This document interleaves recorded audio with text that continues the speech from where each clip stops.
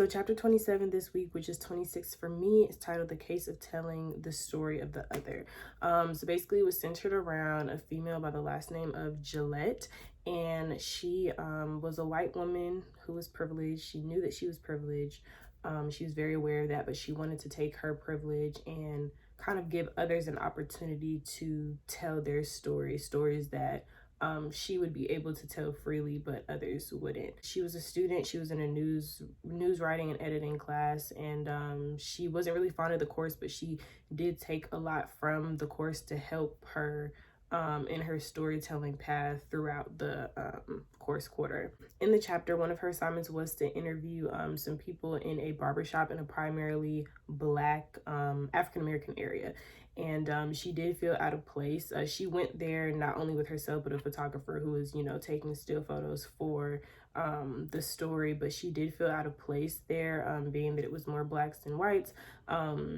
And she just didn't know if she was like more so taking advantage of their situation by asking them questions, or if she was, just trying to get her job done. One of the questions that she asked herself was, does this mean that I can only report on the lives of middle class white women? I don't think that that's right either. Just because she's a middle class white woman doesn't mean that she can't also give others who aren't a voice to tell their stories through her. So that was initially her whole goal throughout the story. One point that I took out of the chapter that I liked was that she actually went back to her professor for the class, for the news writing and editing class. As much as she didn't like the course, it's almost as if like, you can't really burn your bridges too early, because you probably might need it in some way, fashion, or form. So she went back and she seeked counsel from that professor to basically figure out like, what's the right thing to do. And the professor was telling her that her project was simply just revealing what she heard and saw.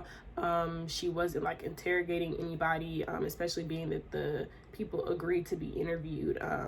So she wasn't doing like anything wrong as long as she was portraying the situation accurately and with humanity. So the main gist of the chapter was that everything is storytelling, and that's kind of what I got out of it too. That, and also look at the bigger picture.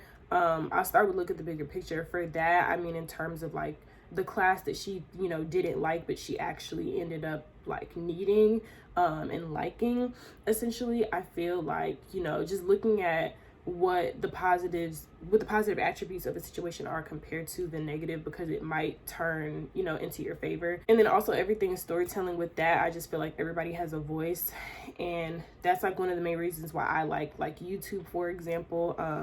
Like people just come on camera and just like tell their stories, whether it be through, I don't know, a chit chat, get ready with me, or like a vlog, or just whatever it may be, like everything, like life in general is just storytelling. So as long as somebody, is willing to tell their story, I feel like, why not, So one way that I'll be more ethical this week is, for me, is actually to continue with my YouTube journey. I fell off a little bit, so one of my goals is to really just like go back out there and be transparent, create videos, just really just getting creative again, despite what privilege I may feel like I have or don't have, just like, just tell my story.